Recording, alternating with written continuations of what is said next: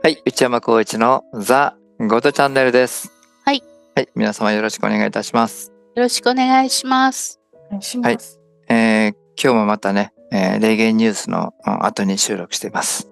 はい。はい、監督もおられますけども、霊言ニュースの時にはね、監督のね、こう画像が出ないんですね。だから音声のみの参加ってことになりますので、よろしくお願いしておきます。よろしくお願いします。はい、それでは天上会から何人か来ておられるみたいなので、口が豆ば。ごめんなさい。はい、それではお聞きしたいと思います。それではガストお願いします。いきなりですか？はい。いきなり？はい、よろしくお願いします。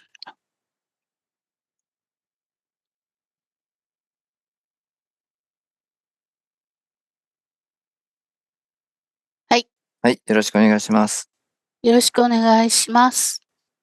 すごく透明感のある中に、右側の上の方に、来ておられる方、おいでいただきましてありがとうございます。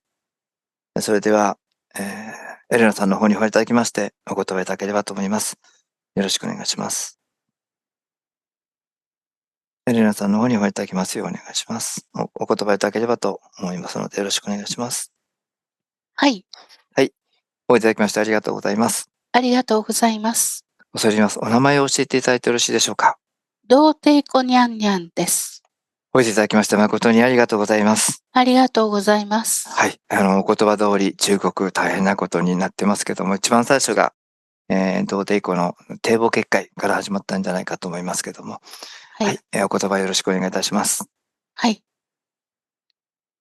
やはりこの国を美しくしていくために、どうしてもやらなければならないことだと思っております。多くの国民たちも、その心が灰色になってしまっているのです。あるいは、危機として喜びを持って生きている人たちの中にも、自分がどのような価値観でもって、どの方向に向かって生きているのか、わからないままでいる人々がとても数多くいるのです。それは、この国の政府によって、すでに洗脳されてしまった人々であると言っても良いと思います。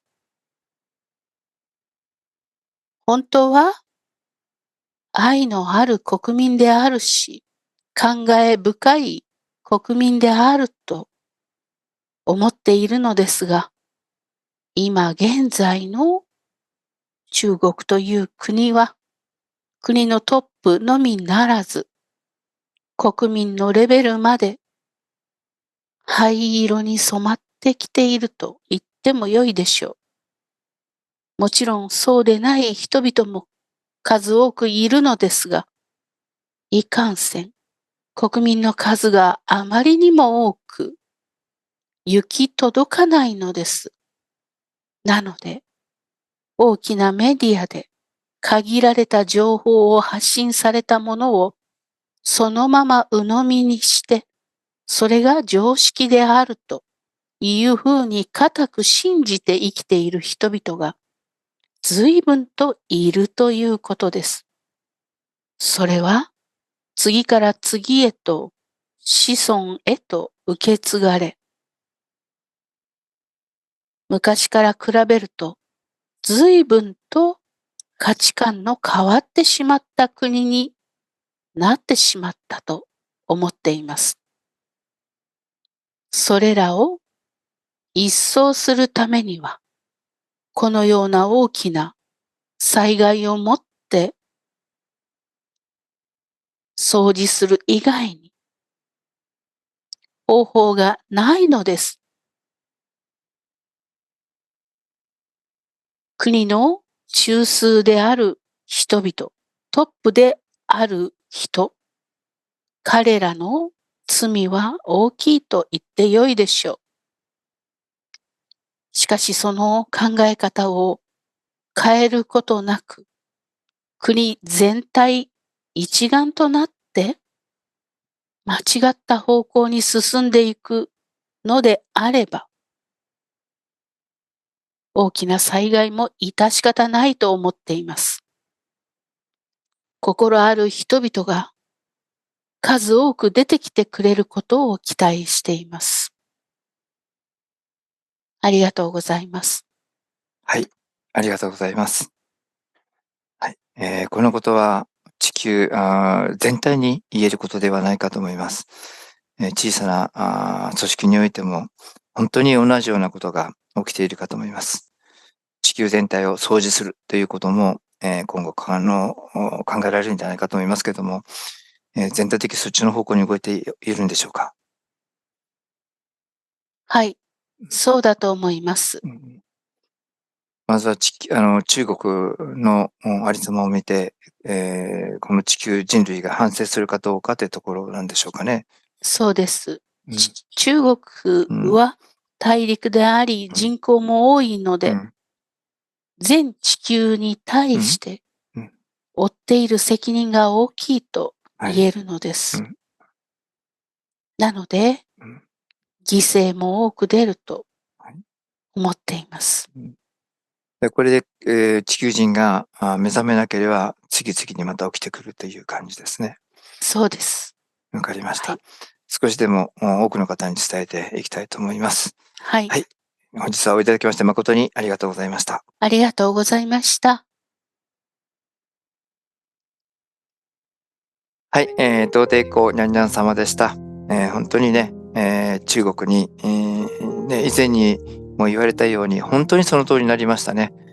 はい。はい、自分、そうですはい、ね。童貞公にゃんにゃんさんが自分がどうにかするというふうにね、これ以上他の国に、悪影響を及ぼさせるわけいけないというふうにね、言っておられましたのでね、はい。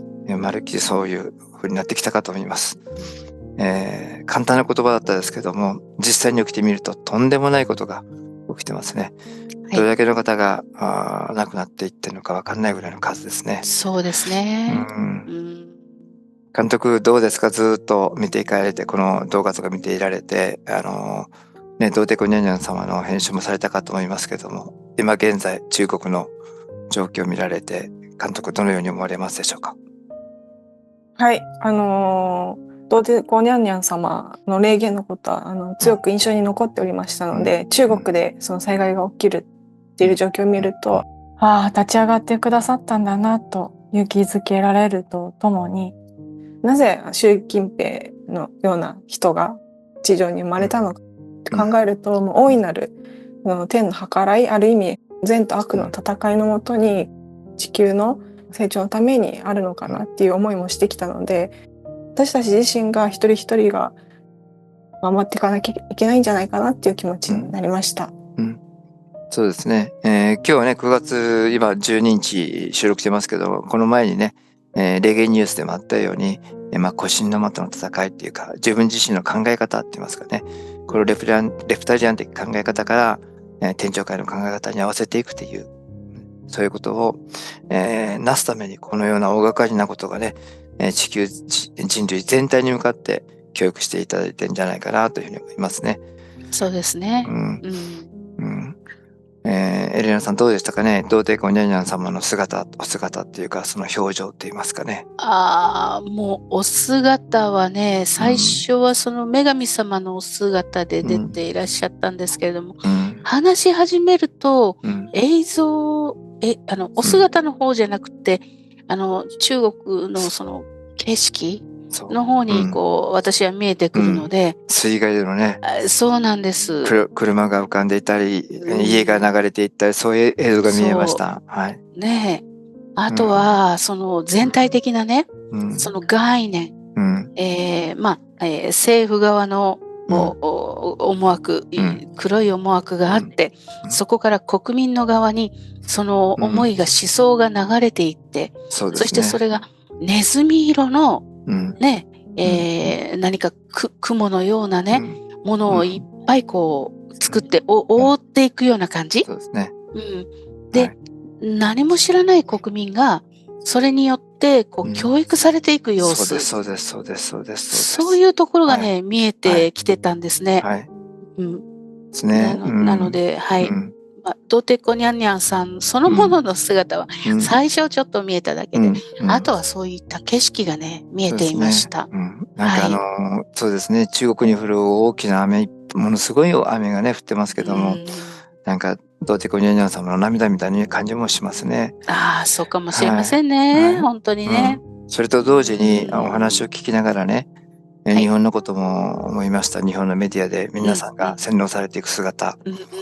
それとね、しつこいようですけど、幸福の科学の中でも、一番この中心になって、この地球全体を、引っ張っていかなくちゃいけない幸福の科学の会員の方たちが、上の者たち、レプタリアンによって洗脳されていって、そしてレプタリアンの手先になって動いていくっていう姿ね。もうそれがね、もうありありと見えてきましてね。これはこのままの本当に無事に済むんやろかという気がしてますね。はい。次はね、日本の神様たちのお話を聞いてみたいと思います。はい、今日はこれで終わります。どうもありがとうございました。ありがとうございました。生まれる前から知っていた自分の人生計画。なぜいろいろな問題が起きてくるのか。知らずに生きるより知ってみると意外と簡単。自分の知られざる能力や魂の奥底に眠っている思いを見つけてみませんか？きっと人生が変わります。魂の光セッション。お申し込みは動画の説明欄よりどうぞ。